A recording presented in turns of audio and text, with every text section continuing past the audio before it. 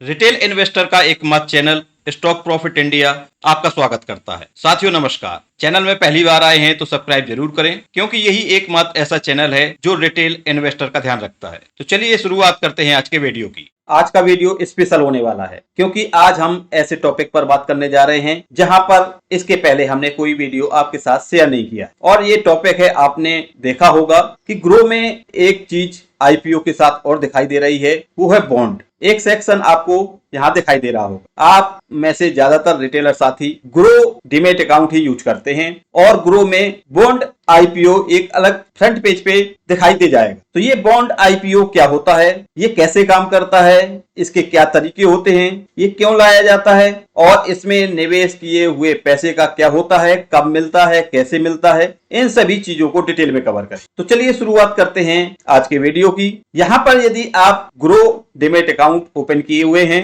तो यहाँ पे बॉन्ड लिखा हुआ है, आप बॉन्ड में जाएंगे।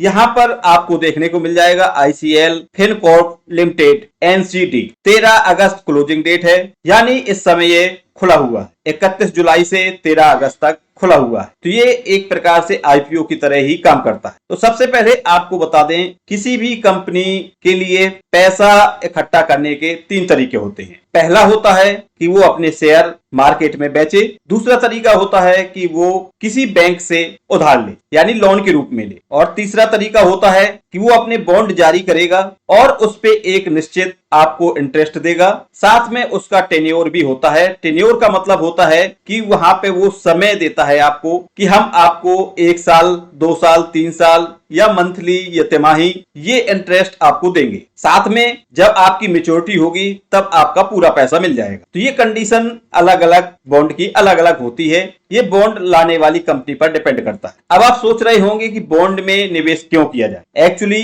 फिजिकल निवेश के 3 तरीके होते हैं। पहला तरीका होता है कि आप एफडी में निवेश करें। दूसरा तरीका होता है कि आप शेयर बाजार में निवेश करें, वो आप सीधे तौर पर शेयर खरीदें या म्यूचुअल फंड के थ्रू इक्विटी में निवेश करें। तीसरा तरीका होता है बॉन्ड का। तो ये 3 तरीके होते हैं डिजिटल इन्वेस्टमेंट करने के। बाकी 2 तरीके होते हैं फिजिकल इन्वेस्टमेंट करने के। वो तरीका होता है पहला प्रॉपर्टी के रूप में, दूसरा तरीका होता है किसी मेटल को लेके, यानी आपने सिल्वर या गोल्ड या और भी महंगी धातु खरीद के रख ली और जब उसका भाव बढ़ेगा तब आप उसको बेच देंगे। ये भी एक प्रकार का निवेश होता है। तो यहाँ पर हम डिजिटल निवेश की बात करते हैं।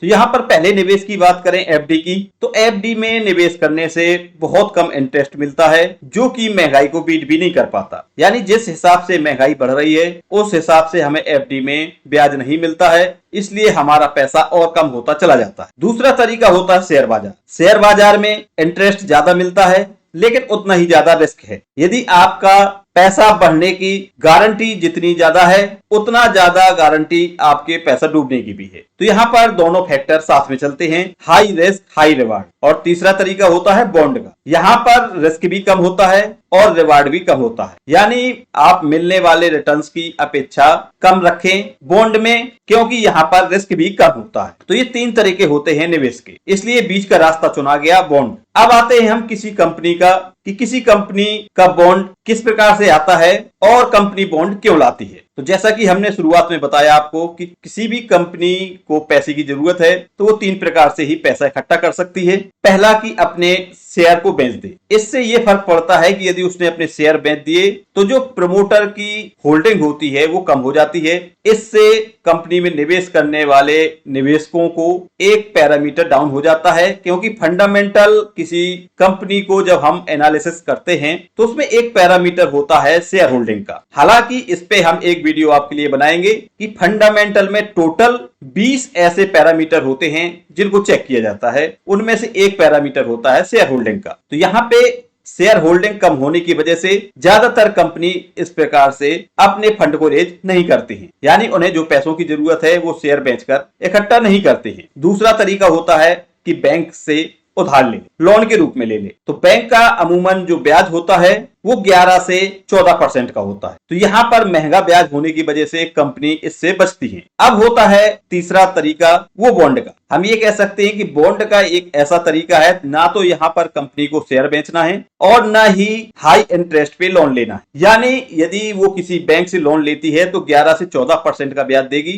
और यहाँ पर वो आपको 10-11% का भी ब्याज दे दे तब भी 1 या 2%, 3%, मोस्टली 1 से 4% का उसे छूट मिल जाती है, या यूं कहें कि उसे लाभ मिल जाता है। तो 3% का लाभ कम नहीं होता है, इसलिए ज्यादातर कंपनियां जो रास्ता चुनती हैं वो एक बॉन्ड का चुनती हैं। बॉन्ड में निवेश करने के लिए डीमैट अकाउंट के थ्रू आप जो बॉन्ड देख पा रहे हैं ये ग्रो ऐप में दिखाई दे रहा है। लेकिन आपको यहां पर एक चीज और बताते चलें कि बॉन्ड मार्केट डीमैट अकाउंट में केवल 1% काम करता है, बाकी 99% इसमें निवेश करने का एक अलग माध्यम होता है। उसके लिए हम डिटेल में एक वीडियो में कवर करेंगे। तो यहां पर हम लेकर आए हैं आईसीएल फिनकॉर्प लिमिटेड का बॉन्ड। तो ये कंपनी आपसे यहां पर निवेश करवा रही है। निवेश की क्या शर्त है वो आगे देखते हैं। तो यहाँ पे यदि हम इसको क्लिक करते हैं तो आपके सामने इस प्रकार से दिखाई देगा। पूरी स्क्रीन में एक उसकी रेटिंग आएगी, साथ में टेन्योर आएगा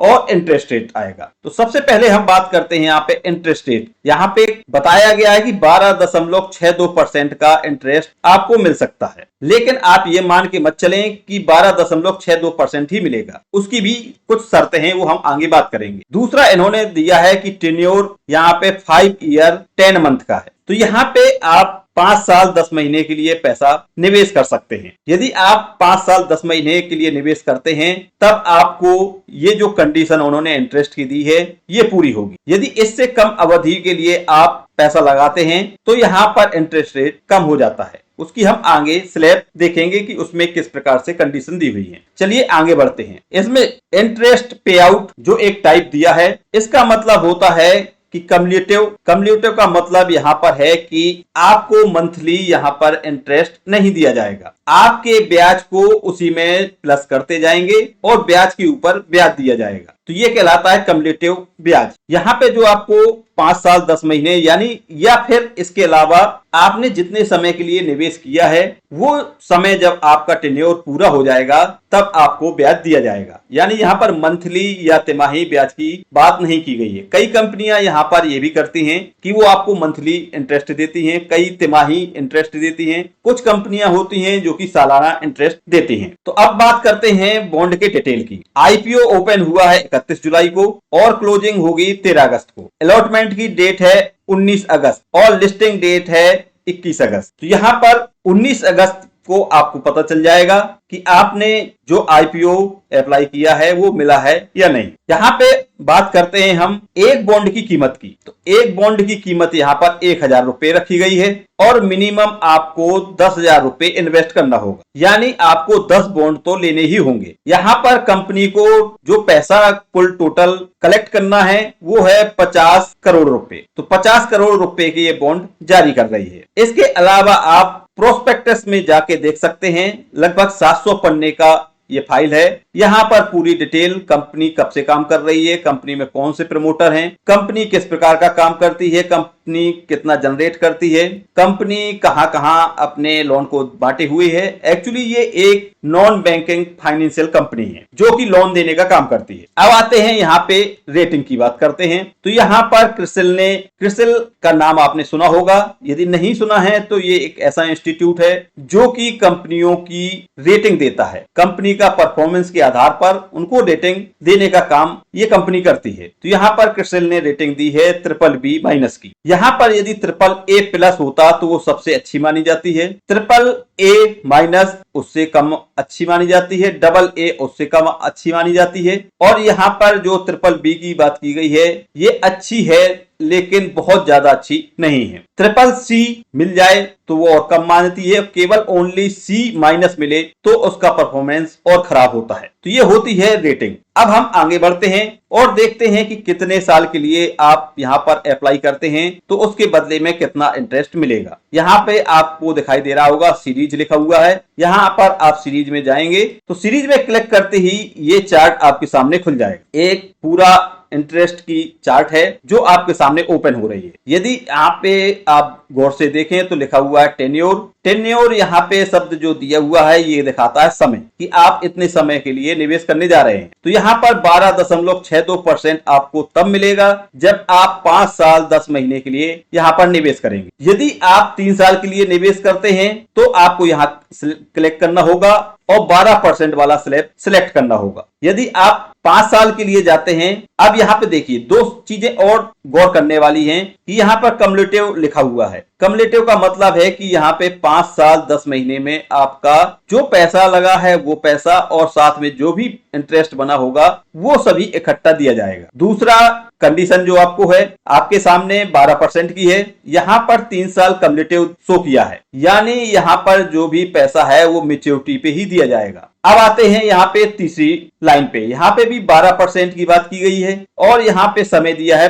5 साल का। यहाँ पर जो देखने वाली बात है, यहाँ पर आपका इंटरेस्ट मंथली दिया जाएगा। तो यहाँ पर जो मंथली दिया जाएगा उसमें भी एक शर्त है। उसके बाद आता है 3 साल के लिए 11.75%, यहाँ पे एनुअल ब्याज आपको मिलेगा। 2 साल के लिए जमा करते हैं तो 11.5% के हिसाब से मिलेगा, यहाँ पे भी कम्युलेटिव ब्याज मिलेगा। 3 साल के लिए मंथली जमा करते हैं तो 11.5% मिलेगा। 2 साल के लिए सालाना तौर पर करते हैं तो 11.25% मिलेगा। 1 साल 1 महीना यानी 13 महीने के लिए करते हैं तो यहाँ पर 11%, 2 साल के लिए करते हैं तो 11% यहाँ पर मंथली मिलेगा और यहाँ पर 13 महीने के मंथली मिलेगा जो कि 10.5% का होगा। इसमें से आपको जिस कैटेगरी में जाना है उस कैटेगरी को यहाँ से आपको सिलेक्ट करना होगा। आप जैसे सिलेक्ट करेंगे वहां पर ग्रीन टैब हो जाएगा। तो ये आपके सामने कुछ ऑप्शन हैं जो आपको अपनी मर्जी के अनुसार आपको कितने दिनों के लिए निवेश करना है उसके अनुसार देखना होगा। इसके बाद आप ये आईपीओ